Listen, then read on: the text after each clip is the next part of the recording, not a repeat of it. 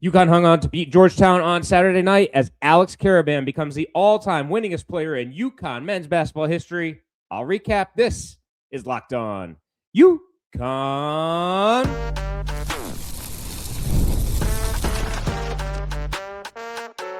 You are Locked On UConn, your daily podcast on the UConn Huskies.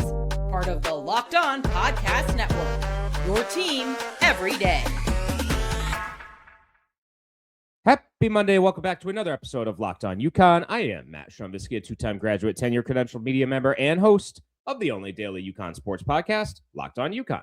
Part of the Locked On Podcast Network, the number one sports podcast network in the world. Please hit the like and subscribe button, and thank you for making this your first listen each and every single day.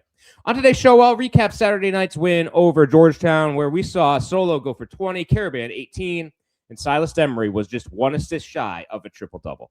Then, Alex Karaban is now, like I said, the winningest player in the rich history of UConn men's basketball. We will have a segment directly dedicated to him. And then, finally, if the rebounding issues aren't solved, if they are not solved, UConn will not win a national title this season. But first, this episode is brought to you by Mazda.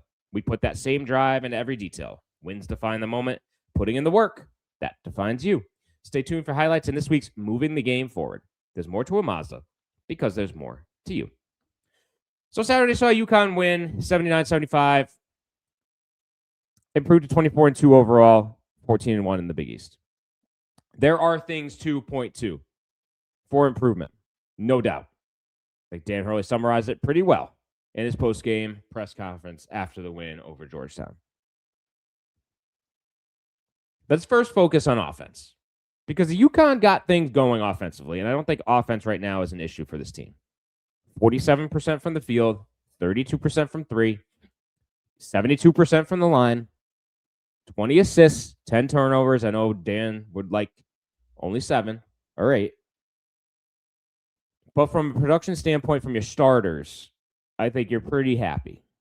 Solo Ball led the way with 20 points, 7 of 17 from the field, 5 of 15 from three. Probably 3 of those threes, 3 of those field goal attempts, they're not in your normal course of the offense, so he shot better than he did on Saturday night is what I'm trying to say, because I think at the end of the first half, he had a half-court heave. I think 2 of his three-point attempts were because UConn was up against it from a shot clock standpoint. He just chucked because the ball was in his hands, and whoever had it was going to have to shoot it. So his 5 of 15 from three was more like 5 of 12 in the normal course of a game. So much closer to 50% from three on the night. Alex Karaban, man, he turned it on in the second half. He finished with 18 points, 5 of 8 from the field. How efficient can you be? Well, just if you need somebody that's efficient, look at Alex Karaban. 5 of 8 from the field, 4 of 6 from three. Perfect from the line. Had 2 big threes down the stretch. 3 rebounds, 1 assist, 2 steals. And then Silas Demary, my goodness. 15 points. 12 rebounds, 9 assists, 1 shy of a second triple-double of the season. Just a huge performance from those 3. Braylon Mullins he had a hot start, finished with 10 points, 3 of 10 from the field, 2 of 8 from three. And then Tarris Reed, I don't know what we saw from him on Saturday. He's got to be better. Only 18 minutes, 4 points, 1 rebound. He had as many rebounds as turnovers. He has many rebounds as assists in 18 minutes of play. That cannot happen. We're going to talk about this in the final segment. That cannot happen from your starting center. I know you fouled out. You played 18 minutes. 1 rebound. 1 rebound. And then your bench. Eric Reibe is the only one that showed up. For the most part, he played 22 minutes, 10 points. Kind of out of necessity, and he stepped up because Tarris Reed was sitting on the bench with all his fouls. So 22 minutes, 10 points, 5 of 7 from the field. He's been efficient offensively, as we talked about in the prior shows. Finally missed a shot the other night when we were talking with David Borges, excuse me. But the rest of the bench, 2 points. Jaden Ross had 14 minutes. Jalen Stewart only saw 4 minutes. Malachi Smith only played 6 minutes. Neither made a shot. Something that Dan Hurley talked about post-game as well. You need to give me a reason to put you on the floor. You need to give me a reason to keep you on the floor. Because if you go on my court and you're not ready to play, you're not going to play. You're going to sit right back down on the bench and we're going to watch the starters play. And that's how he's going to handle it the rest of the year. That's how he should handle it the rest of the year. So Eric Reibe was ready to go. If you were watching the game on television, you saw Coach Calhoun with Hashim Thabit talk about how Reibe should probably get some more minutes in case you find yourself in foul trouble issues later in the season. So the master, the legend, calling out exactly what needs to transpire. Saw Eric Reibe get 22 minutes and perform offensively. Now, he only had 2 rebounds. So between Tarris Reed and Eric Reibe, 3 rebounds on the night. Not a recipe for success. Not the formula that's going to lead to a national championship. We'll talk about that in the third segment. But overall, they gave up 44% from the field. 43% from 3 was Georgetown. KJ Lewis, 24 points. Volume shooter, he put up 18 shots. 4-10 from 3. Was able to get to the rim several times. Had 9 rebounds. He had a great game. 5 steals as well. So you guys got to take care of the ball more. Can't have an opponent getting 5 steals on the night. And then they got some solid bench play. 31 points from 2 players. Overall, 37 points from their bench. Georgetown's bench, 37. UConn's bench, 12. It's got to improve. Bench play has to improve. In the end, it's a win. In the end, UConn won by 4. In the end, UConn's 24-2. In the end, UConn's 14-1 in conference. Still a top. We'll see what the rankings come out on Monday. Guessing you go up 1 spot. Maybe 2. Probably be looking at back in the top 5. No doubt. Still not where I think they should be. But the performance on the court matters. And UConn's giving voters reasons to not put UConn in the top 2 or 3. We'll talk more about that as we go on. But on the other side of the break, Alex Karaban, now the all-time winningest player in UConn men's basketball history. We have to talk about that. And we'll do so after the break.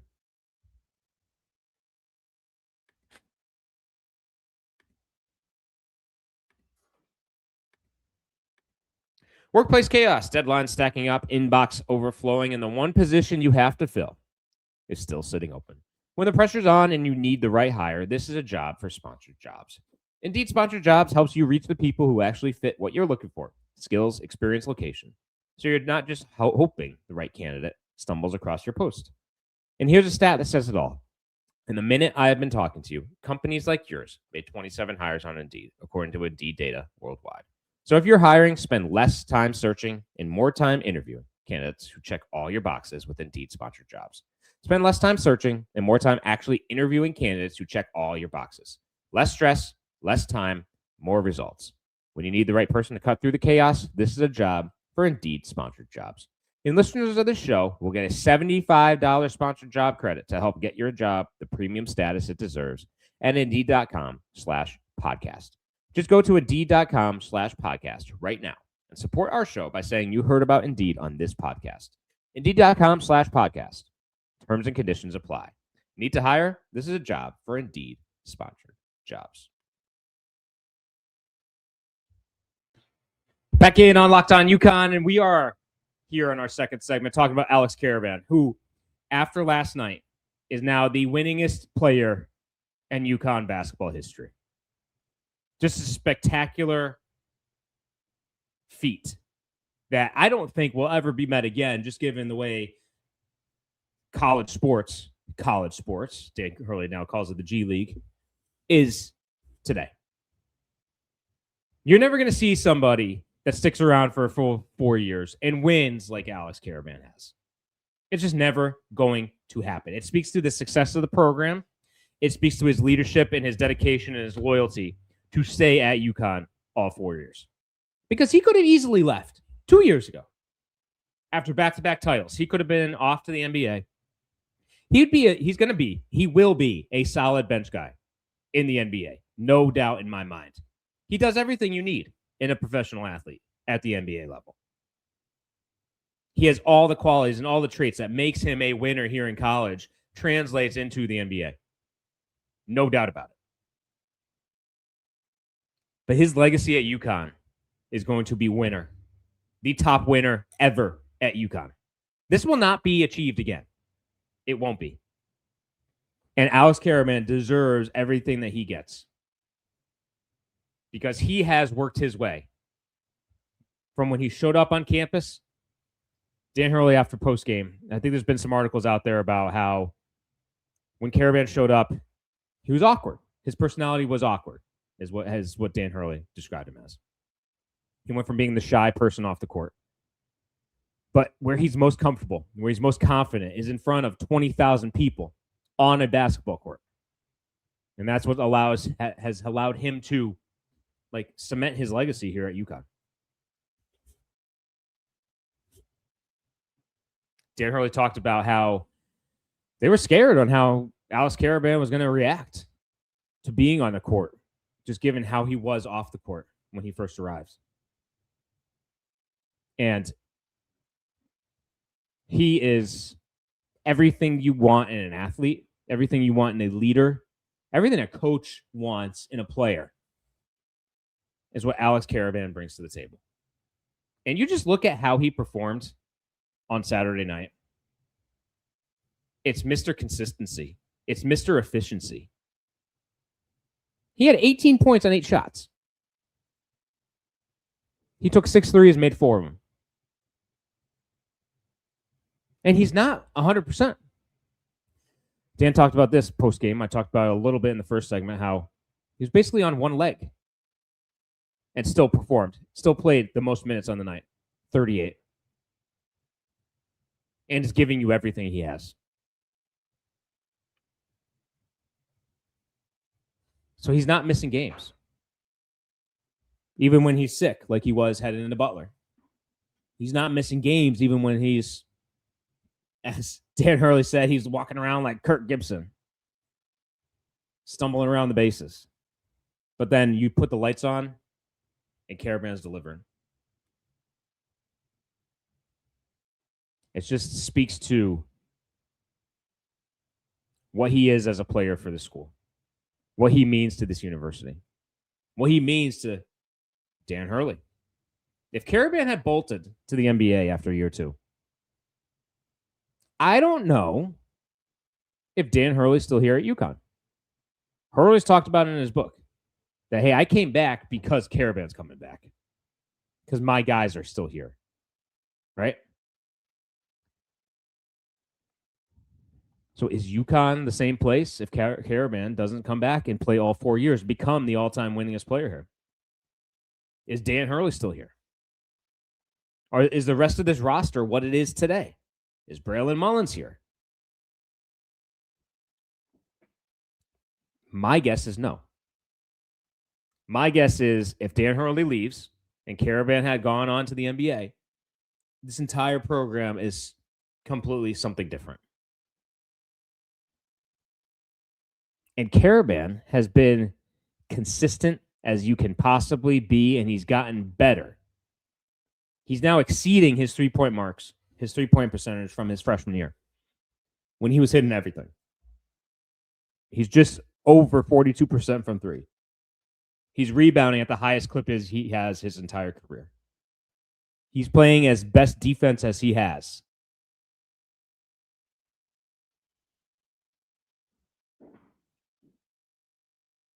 And his field goal percentage is second highest in his career.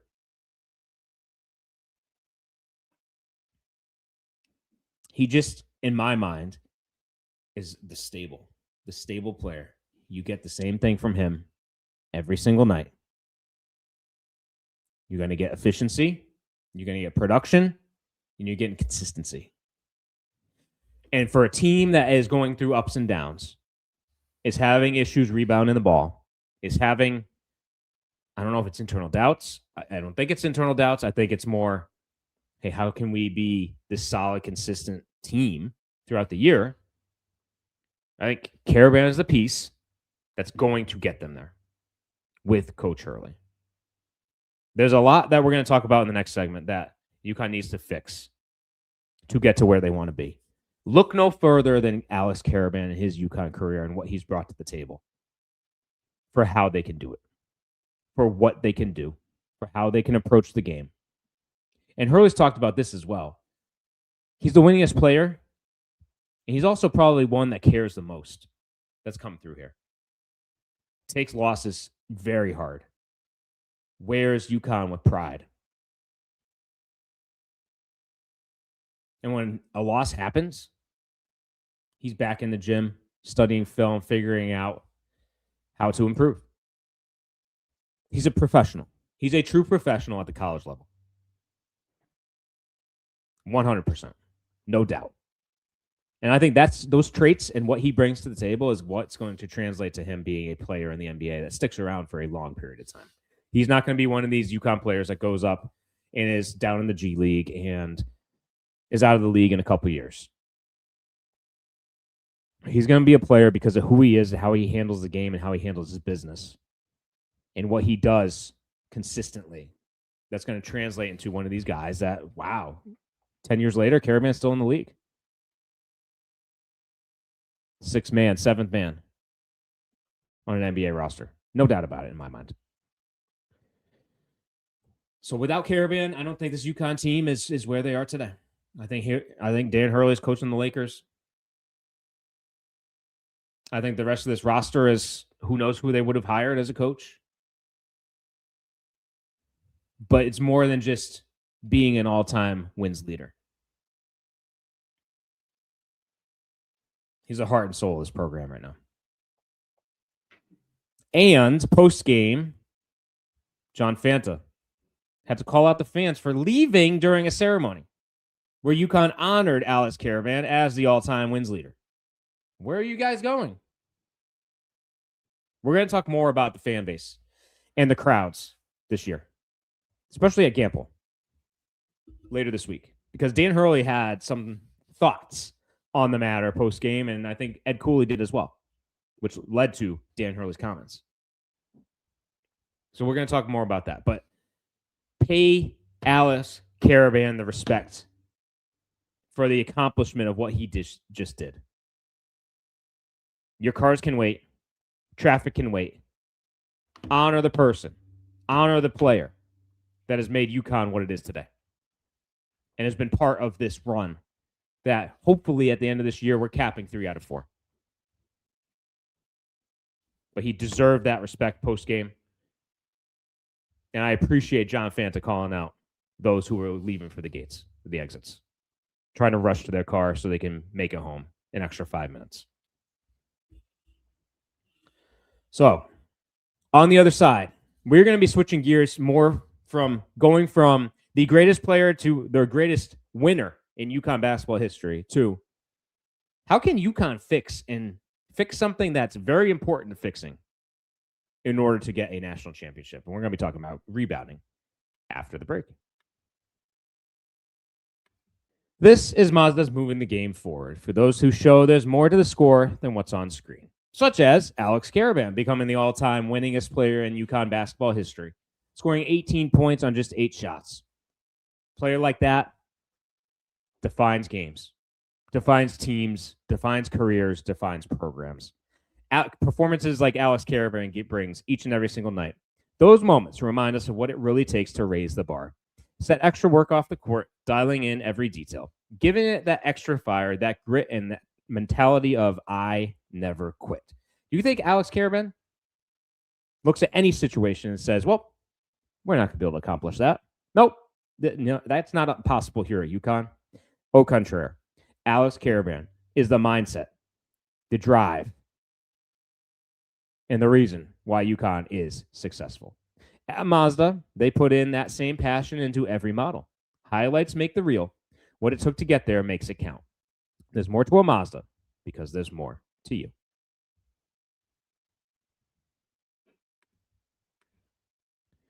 Today's episode is also brought to you by FanDuel. Ever wanted to experience the NBA Finals live and in person? FanDuel is giving you the chance to turn that dream into a reality with their NBA sweepstakes. Here's how it works. Use your profit boost on any NBA future, and you'll automatically be entered for a shot to win an NBA Finals trip for two. That's right. Flights, tickets, the whole experience. If you're already looking at the board and thinking about which team can make a deep run, this is the perfect time to lock it in. Love futures this time of year, whether it's picking a team to win the championship or grab a conference title. It adds that extra layer of excitement to every game down the stretch. And now, not only can you pick cash, but it could also send you to the NBA Finals. Visit FanDuel.com to get started. Use your profit boost on an NBA future and get entered for your chance to win a trip to the NBA Finals. Play your game with FanDuel, the official sports betting partner of the NBA.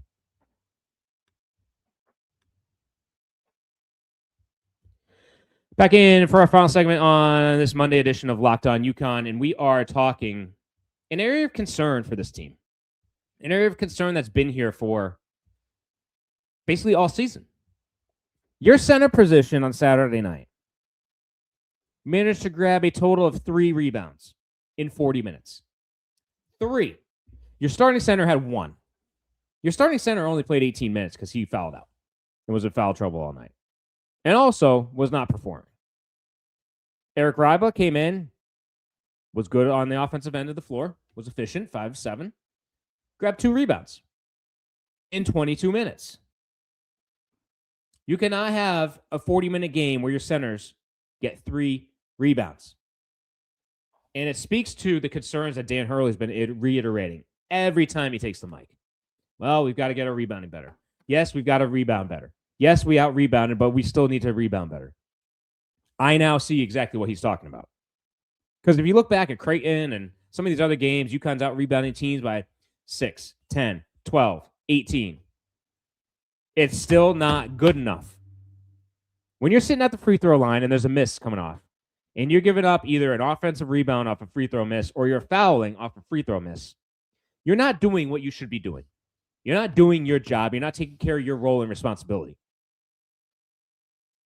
And something that, looking back, yes, UConn is 24-2. They're 14-1 in conference. But there are issues that are going to prevent this team from winning a national championship. Offensively, they're there. Offensively, there's no question UConn's going to get it done. Defensively, they're playing great defense. On the glass, you cannot be as inconsistent as they have been. You cannot have your starting center going for almost a double-double or having a double-double and then playing 18 minutes because he fouls out and is committing silly fouls on the perimeter and grabbing just 1 rebound in 18 minutes. That's an effort thing. Effort. You know who controls that? You, as a player. You control your effort. You control what position you're in as a shot goes up.